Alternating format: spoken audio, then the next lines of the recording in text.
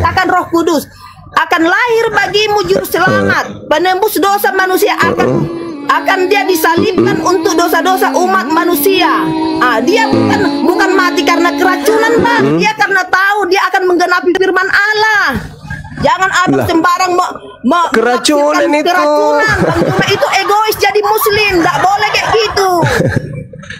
Nggak boleh kayak gitu, Bang. Dikatakan di dalam maunya aja menafsirkan yang seenak-enaknya saja. Yesus terjemahan menggenapi firman-Nya Allah. Bapak di surga. Terjemahan 1985. Tidak boleh seperti itu, Bang. Cuma itu pakai logika menafsirkan. Kita Ketika itu menafsirkan Yesus, itu sesuai dengan anugerah Tuhan. Begitu loh. Ibu setelah kasih, Yesus kemudian menyerahkan nyawanya, mereka ini penyesat, biarlah begitu. Kita menanggapinya tenang. Jangan dia menundukkan kepala itu, menyerahkan nyawa, bahwasanya dia sudah menggenapi firman-Nya Allah yang mudah mati nggak? Yang sudah dimateraikan di Alkitab itu, Bang. Cuma bukan dia minum asam anggur itu lalu mati. Keracunan itu saya bantah. Mati nggak Yesus pada saat sudah minum anggur tersebut? Mati nggak? Mati nggak? Mati. Nubuat yang mana yang digenapi? Nubuat Ulangan 21 nomor 2223 atau nubuat Yeremia yang saya katakan tadi kepada saudara? Yeremia berapa? 23:15. Yang mana yang Yesus genapi? Kalau dia menggenapi Yeremia 23:15 berarti anggur, keracunan anggur. Kalau dia menggenapi kemudian Ulangan 21 2223 sebagaimana Galatia 3 nomor 13 berarti dia mati disalib, digantung. Yang digenapi Yesus yang mana? Yeremia 23 mati diracun atau Ulangan 21 mati digantung? Yang mana yang Yesus genapi? Tinggal Anda pilih. Data yang menyediakan itu. Terserah saudara mau pilih yang mana. Yesus menggenapi nubuatan mati diracun atau Yesus menggenapi nubuatan mati dikutuk? Ayo. Halo saudara kasih putri. Sedangkan kalau Anda belajar Matius 26 nomor 29, Lukas 22 nomor 18, Yesus sudah berjanji, sabar. Aku Yesus tidak minum anggur lagi selain nanti di kerajaan Allah. Berarti yang minum anggur tadi di atas pohon ini siapa? Karena Yesus sudah berkata dalam Matius 26 nomor 29 dan juga dalam Lukas 2 nomor 18, aku tidak akan minum anggur lagi kecuali nanti di surga. Jadi yang minum anggur di salib itu siapa? Ayo, Yesus pembohong kah? Atau siapa? Kalau Yesus yang minum anggur asam itu berarti Yesus adalah pembohong. Wajarlah dia dikutuk. Masalah kita, tapi kalau ke Bang, ya, saya tanya sama Anda. Yesus berkata, aku tidak akan minum anggur lagi selain nanti di kerajaan Allah. Lalu yang minum anggur di pohon itu tadi siapa? Si pembohong Yesus atau bagaimana? Kalau Yesus yang meminumnya berarti dia pembohong. Bukan dia tidak dipaksa, dia menerima. Dia menerima, bukan dipaksa. Terjemahan lain memang sengaja supaya tidak menggenapi Yeremia 23 nomor 15. Diedit sedemikian rupa supaya tidak ketahuan bahwa yang kalian sembah itu adalah nabi palsu. Tidak ada mati ditikam lambung, nggak ada. Dia mati lebih dulu sebelum ditikam, dia sudah mati memang. Saudara, ketika Yesus itu ditikam lambungnya, apa kata tentara Romawi? Dia sudah mati. Makanya dia tidak dipatahkan tulang kakinya. Karena dia sudah mati. Mati karena apa? Karena anggur asam. Ditikam lambungnya, air dan darah. Ditikam lambungnya itu, andai saja dia masih hidup di situ, maka dipatahkan kakinya. Faktanya tidak dipatahkan. Artinya pada saat ditikam lambung, orang Romawi mengatakan dia sudah mati. Nah, kalau Anda mengatakan dia mati karena ditusuk, lambung, berarti Yohanes 19 dusta. Karena di situ dia mengatakan maka matilah dia. Terjemahan 2014. Mana yang betul? Mana yang betul? Yohanes 19 nomor 30, maka matilah dia. Ternyata tidak mati, menunggu ditusuk lambungnya dulu. Apa ini? Kitab apa ini yang kayak begini nih? Hah? Yang Kitab apa ini? Kurasnya kan ditikam lambungnya. Ini saudara, kalau Anda melihat daftar menu cara bikin kue, di situ ada dituliskan kemudian bahwasanya pertama ambil telur 2 biji, lalu telurnya dibuka, kulitnya masukkan ke dalam wajan, habis itu kemudian di blender kulitnya, buang kuningnya dan putihnya, baru masukkan lagi. Ini buku buat kue aja kalau salah kayak begini itu ditolak demi akal. Apalagi ini disebut buku agama. Hah? Buku agama amburadul kayak begini. Yang satu mengatakan menerima, yang satu mengatakan menolak. Yang satu mengatakan mati minum racun, yang satu mengatakan mati karena ditombak. Nggak layak dijadikan sebagai buku pengantar tidur pun nggak layak. Apalagi untuk keyakinan yang menghantar kita kepada keselamatan dunia akhirat. Nggak layak.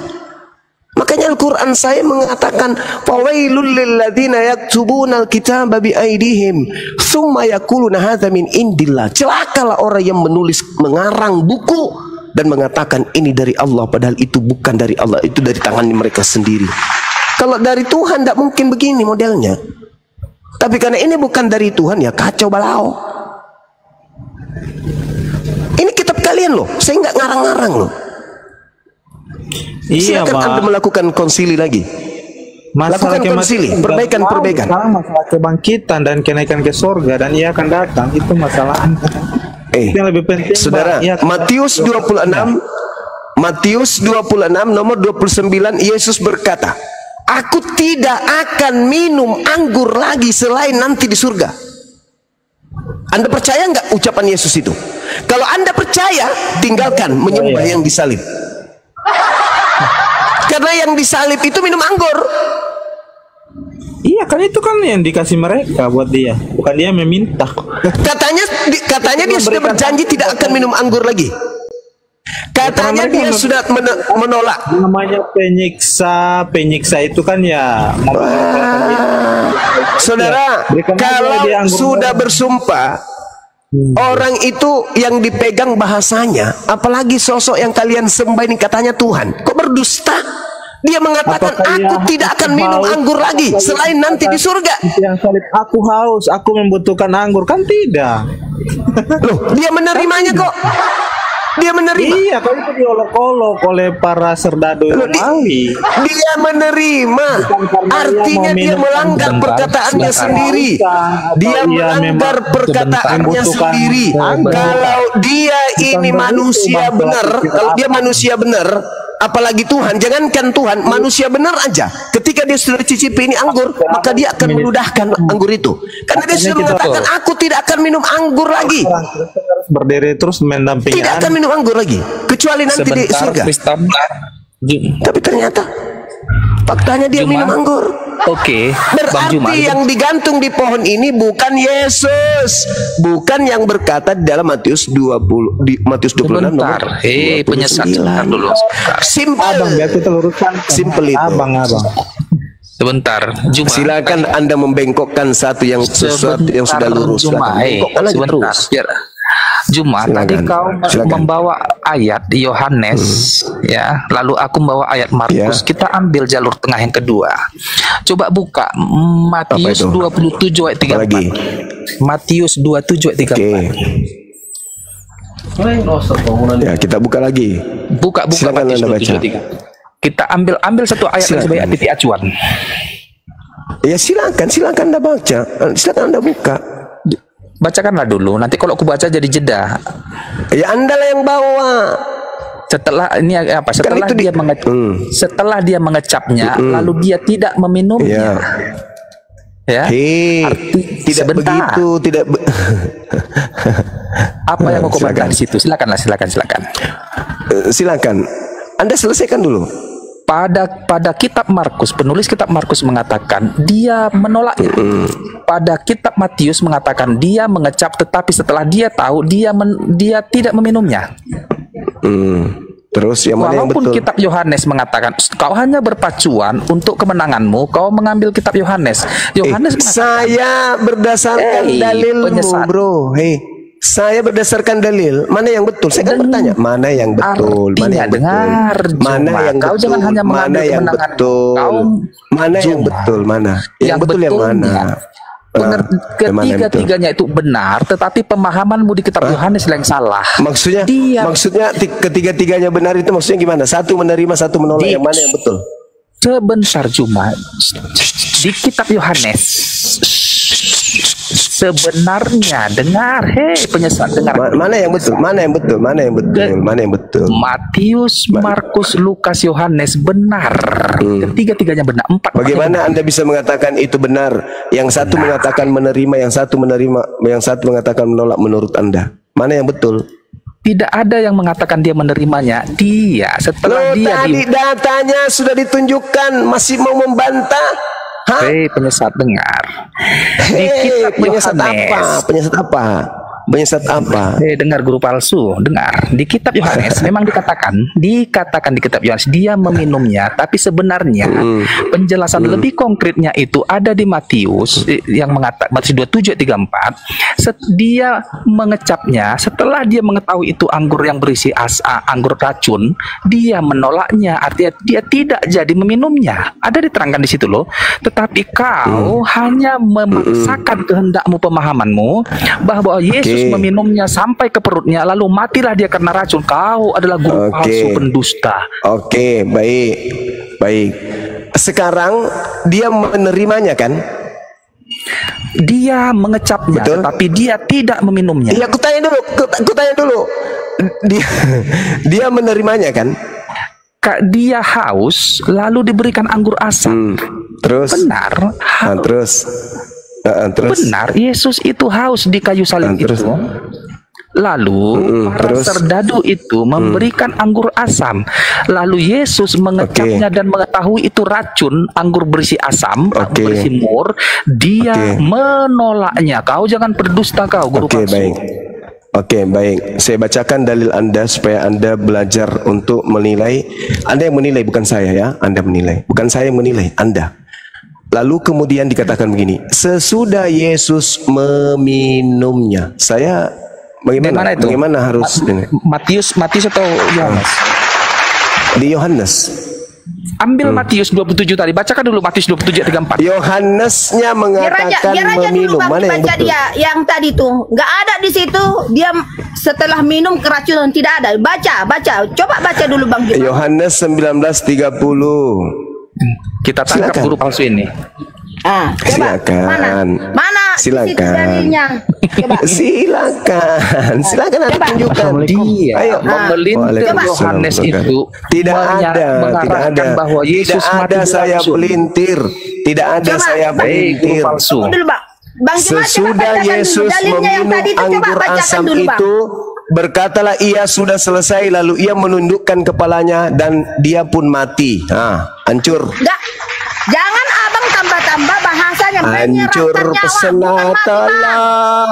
Hancur pesenatela. Ternyata Yesus kualitas apologet ini tidak merujuk pada banyak data. Dia mempertahankan hanya di Yohanes yang pada dasar tidak ada di sini. Yesus mati karena anggur. Memang benar. Yesus itu sampai ke mulutnya, dia mengecapnya tetapi tidak meminumnya. Di situ dikatakan di Yohanes 19:30. Setelah dia meminum, dia pun mati. Tidak ada mati, Bang. Ya, menyerahkan nyawa. Menyerahkan nyawa itu apa? Menyerahkan nyawa itu maksudnya. Udah. Ibu Dinda Alfi. Kita ganti topik yang lain. Minta tolong kita bisa memaksakan si Juma untuk apa? Untuk dia tetap bertahan pada argumennya. Tidak ada. Silakan kita lihat bahasanya menyerahkan nyawa, menyerahkan nyawa, boleh dicek bentar Bang, sehingga dia menyerahkan nyawa. Tidak ada di situ perkataan mati. Ya, jangan dipelintir bahasa-bahasa Alkitab kami itu Bang, tidak boleh. Itu tidak boleh. Apa isinya, apa adanya itulah dibacakan. Ya, silakan dibuka dulu Yohanes 19:30 Dinda Alfi. Sudah saya buka ini Bang, saya bacakan. Sesudah Yesus meminum anggur asam itu, berkatalah ia, Sudah selesai, lalu ia menundukkan kepalanya dan menyerahkan nyawanya. Tidak ada di sini bahasa mati ya Bang ya. Menyerahkan nyawa itu apa? Menyerah artinya begini Bang Juma, kasih saya kesempatan menerangkan sama ya, silakan. Umat muslim ini. Yesus itu sebelum dia lahir ke dunia ini, dia sudah dibuatkan harus mati di kayu salib oleh karena dosa-dosa umat manusia, bukan Kristen aja. Semua umat, mau Islam mau apapun itu, termasuk Bang Juma juga. Udah. Lalu dia di akhir dia detik-detik dia mau tahu diserahkan oleh pengikutnya adalah perjamuan kudus. Perjamuan kudus yang akan dimateraikan bagi setiap umat manusia, bahwasanya dia itu mati untuk dosa-dosa umat manusia, bukan dia keracunan mati atau ditombak perutnya, bukan. Dia diserahkan. Ya, sekarang kalau dia menyerahkan, kalau dia menyerahkan rohnya, bukan keracunan dia matinya. Menyerahkan nyawanya itu apa namanya? Menyerahkan nyawanya itu apa namanya? Dia untuk menebus dosa kita Bang Juma. Iya, bukan kewajiban tuyul. Saya tanya, menyerahkan nyawa itu mati atau apa? Matinya itu, menyerahkan nyawa itu untuk disalibkan, bukan untuk diracun Bang Juma. Saya tidak mau tahu itu untuk apa. Saya nggak mau tahu itu. Saya tidak mau tahu itu apa. Dengarin dulu saya. Menyerahkan nyawanya tadi itu untuk disalibkan, bukan untuk diracuni Bang Juma. Itu yang saya bantah dari Anda. Menyerahkan nyawa itu mati atau tidak? Mati. Menyerahkan nyawa disalibkan, bukan keracunan Bang Juma. Bang Juma itu pakai akal dong. Terjemahan TSI 2014 mengatakan dia pun mati. Ya, dia mati disalibkan karena dosa umat setiap manusia, bukan karena, nggak ada di sini tertulis untuk Kristen aja, bukan, umat, bagi umat yang berdosa. Kalau Bang Juma merasa benar tidak ada dosa, berarti Abang Juma nggak termasuk ditebus oleh Tuhan kami, begitu loh. Di mana dalilnya di kitabnya Yahudi yang kalian rampok, dosa ditebus dengan darah manusia? Di mana tertulis? Tidak ada darah manusia. Darah Yesus. Darahnya Yesus darah kambing. Darahnya Yesus darah kambing, bukan darah manusia. Yesus itu Tuhan kami, bukan kambing. Apalagi darah Tuhan. Coba. Di mana di kitabnya Yahudi nebus dosa pakai darah manusia, di mana? Nah, itu Bunda Rama sudah tunjukkan tuh, dia pun mati. Nah ya. Oke, nah sekarang PR-mu tunjukkan di mana kitabnya Yahudi. Kalian kan mengatakan penerus Yahudi. Nah, di mana di kitabnya Yahudi dosa ditebus menggunakan darah manusia? Silakan. Di mana?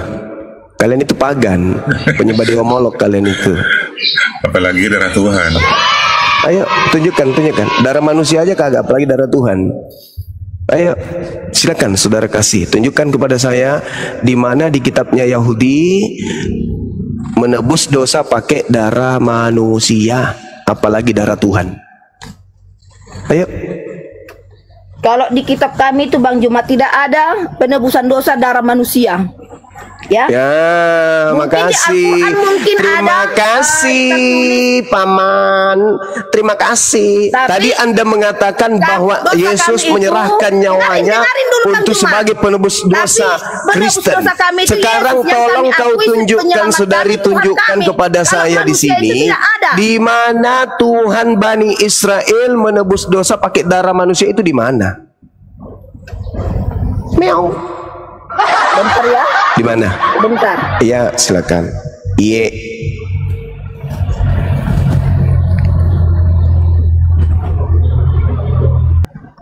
Dengarkan Bang Juma. Markus 2. Dengarkan. Markus 2 ayat 3. Ada orang-orang datang membawa kepadanya seorang lumpuh digotong oleh 4 orang, tetapi mereka tidak dapat membawanya kepadanya karena orang banyak itu. Lalu mereka membuka atap yang di atasnya, sesudah terbuka mereka menurunkan tilam tempat orang lumpuh itu terbaring. Ketika Yesus melihat mereka, berkatalah ia kepada orang lumpuh itu, "Hai anakku, dosamu sudah diampuni. Pasti. Yesus keluarkan darah di situ. 5, di ayat Yesus. Yesus keluarkan darahnya. Anakku, lihat darahku. Ambil pisau, langsung tebas lehernya sendiri. Bang Juma jangan menang gitu. Sendiri dong. Lah kamu yang nipu. Dosanya penipu. Berarti Yesus yang berkata sendiri. Yesus berkata Yesus. Orang mati saja bisa dibangkitkan karena perkataan Yesus. Apalagi dosa kami. Begitu Bang Juma. Ya, Bang Juma tidak boleh membantah itu. Di mana dalilnya yang saya minta? Di mana dalilnya? Sudah jelas-jelas saya membaca Markus 2 di ayat 5 ini kata. Itu surat kepompong dari barat. Yang lumpuh itu, hai anakku, dosamu telah diampuni. Kepompong dari barat. Itu dari barat, itu surat kepompong dari barat. Yang saya minta firman Tuhan di kitabnya Yahudi yang mengatakan dosa ditebus pakai darah manusia itu di mana tertulis? Kau bawa Markus pula kau bawa asisten Paulus.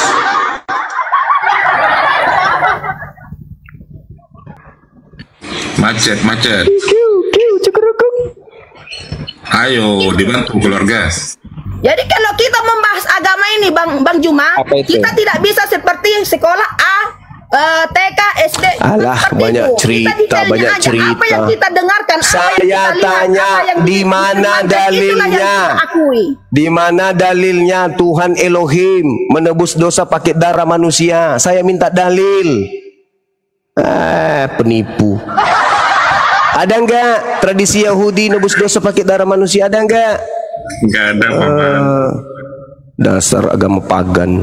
Ada mana? Coba tunjukkan ke saya. Nebus dosa pakai darah manusia itu di mana? Ada? Ada pandaian. Jelas-jelas Yesus berkata kok. Saya minta dalil. Itu iblis yang kau maksud, itu iblis. Jangan kau menipu dengan ajaran itu. Jangan. Memutar balikkan. Kamu yang memutar balik agamamu. Agamamu yang memutar balik. Bang Juma itu boleh. Agamamu yang memutar balik. Agamamu yang memutar balik hukum Tuhan. Hukum Tuhan mengatakan ajarkan kepada orang Yahudi apabila mereka hendak mempersembahkan kurban penebus dosa, maka hendaklah mereka mempersembahkan domba, kambing, sapi, lembu. Nggak ada manusia, tuyul. Malah Tuhan marah di Imamat 18:21. Janganlah engkau mempersembahkan manusia kepada dewa Molok. Aku sendiri akan menghanguskan dan menghabiskan, melenyapkan orang yang mempersembahkan manusia ke dewa Molok. Paham sampai situ? Paham? Imamat 1 nomor 2, perintahkan, katakan, kabarkan kepada orang Yahudi apabila mereka hendak mempersembahkan kurban penebus dosa, hendaklah mereka mempersembahkan kambing, domba, lembu, sapi. Nggak ada manusia.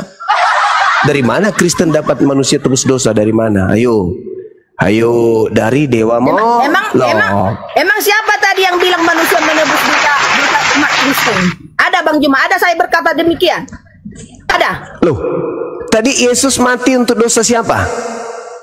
Saya bertanya dulu, ada saya tadi bilang ya kamu tadi yang mengatakan Yesus itu mati untuk tebus dosa pakai darahnya. Nah sekarang coba tunjukkan manusia menebus dosa kami. Ada. Jadi siapa yang menebus dosamu di tiang salib itu siapa? Kambing. Ada saya bilang tadi manusia. Iya saya tanya, yang mati di atas salib untuk dosamu itu kambing atau kucing? Yesus itu manusia atau setan? Tidak manusia. Tidak manusia. Lalu apa kalau bukan manusia? Itu Allah kami. Jadi Tuhanmu mati nebus dosamu. Iya benar, karena itu sudah dibuatkan oleh Allah. Oke, baik. Pada saat Tuhan mati, alam semesta ini siapa yang menjaga sebagai Tuhan? Bang Juma ini kurasa ada pauknya, kurasa ada logika, kurasa. Malu. Begini Bang Juma, ketika begini. Tuhanmu, dengarkan dulu ketika Tuhanmu mati, ketika Tuhanmu mati, dengarkan dulu Bang Juma. Ketika Tuhanmu mati, yang menjaga alam semesta ini siapa? Dengarkan dulu Bang Juma, biar saya jelaskan. Karena Bang Juma ini harus ke TK. Ketika Tuhanmu mati, ketika Tuhanmu mati, yang menjaga alam semesta ini siapa? Ketika Tuhanmu mati, yang membangkitkan Tuhanmu dari kematian siapa? Udah bisa saya jawabnya. Ya. Sudah. Ya. Dengarkan Bang Jumaya, Yesus itu adalah anak Allah. Saya tidak tanya itu. Dengarkan dulu Bang Juma itu jangan asal nanti. Iya, kamu mau nipu saya gitu? Gak bisa. Tipuanmu itu gak cocok sama aku. Bang Juma gak boleh tipu dong. Iya, maka dari itu saya tanya. Maka dari itu saya tanya. Maka dari itu saya tanya. Dalilnya di mana? Dari awal saja kamu sudah menipu. Kau mengatakan yang mati di pohon itu bukan manusia. Itu kau sudah berbohong. Itu kau sudah nipu. Kau sudah nipu itu. Yang mati di atas salib itu manusia, kau bilang bukan. Masih mau dikasih kesempatan untuk ngomong, pendusta kayak kau. Masa kau katakan yang mati di atas pohon itu bukan manusia? Kau bilang itu Tuhan. Otak kau itu sudah terhambur. Untung dijaga, masih ditampung sama tengkoraknya. Sebenarnya itu udah terhambur otak kau di dalam itu gara-gara dogma. Masakan yang mati di atas salib dibunuh itu bukan manusia, lalu apa? Tuhan. Kau bilang iya. Di mana otak kau? Tuhan mati dibunuh sama manusia. Hah? Mending kau masuk kembali di rahimnya ibumu, keluar itu jadi kodok, daripada kau keluar jadi manusia tapi tak berguna. Penyesat.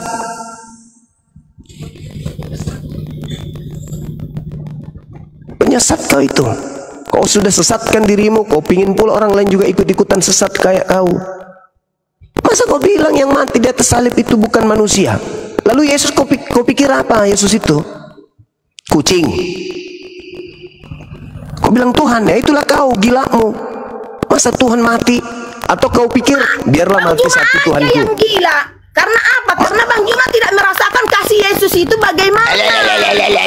Kasih itu Yesus bagaimana? Mana kasih Yesus? Nggak ada kasih Yesus yang kita bahas di sini. Yang kita bahas di sini, ketika Tuhan mati, yang menghidupkan Yesus siapa? Kalau Tuhan mati, itulah kuasanya Allah. Namanya bagaimana mau kuasa lagi?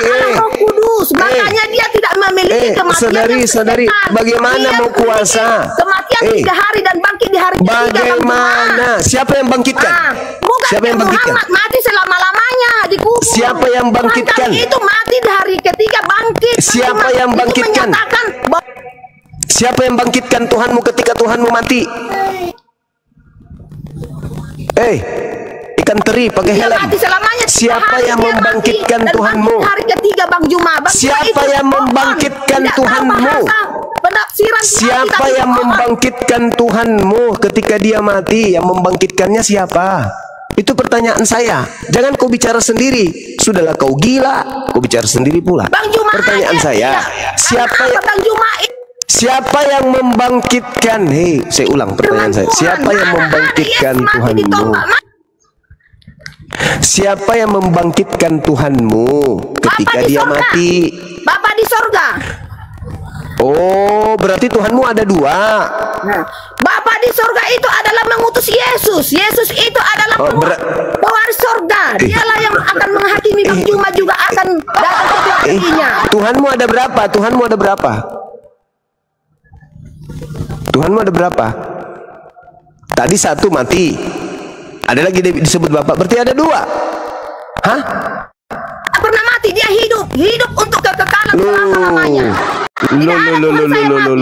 Berarti dia tidak menebus dosa. Berarti dia tidak menebus dosa karena dia tidak mati. Kenapa Bang bilang seperti mati? Coba. Tadi kau katakan tidak mati. Coba ambil dulu dalilnya Tuhan kami itu tidak mati dan tidak menebus dosa. Di mana? Kamu sendiri yang mengatakan tadi.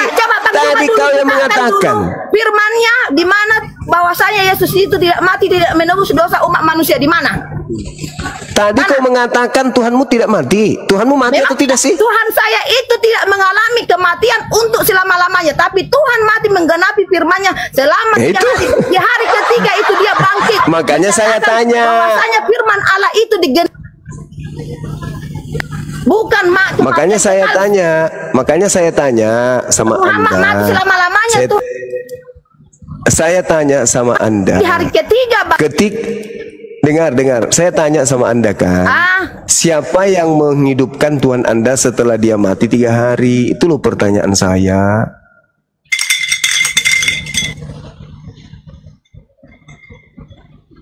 Bunda Mila, Assalamualaikum, Nois. Waalaikumsalam. Belajar keluarga kalau kau punya ilmu. Halo, mungkin kakak ibu Purba itu mungkin rasa cintanya sama Tuhan Yesus itu kesal dia kalian olok-olok, tapi sama aku aja tanya Juma. Iya, mengolok-olok kan kalian, kok jadi kami yang mengolok-olok. Tuyul. Kau ya, menghina Yesus itu kalian. Saya berusaha supaya saya mengolok-oloknya apa? Tapi aku tak. Coba tunjukkan kalau saya mengolok-olok Yesus. Tunjukkan. Iya. Kau mengolok-oloknya sebenarnya di Yohanes itu sekalipun kata-katanya dengar dulu Cuma kau janganlah sekalipun kata-katanya dikatakan dia meminumnya sebenarnya dia mengecapnya levelnya itu sebatas mengecap. Turun. Kau nuduh saya mengolok-olok Yesusmu. Kau yang mengolok-olok, kau yang mati-matian memperjuangkan setan supaya Yesus itu mati. Waalaikumsalam. Itu ada gantungan saya justru sapi berusaha. Ya? Iya. Saya justru berusaha supaya Yesus itu tidak mati. Kamu yang berusaha Yesus mati. Tuyul. Kau boleh yang tuduh saya mengolok-olok.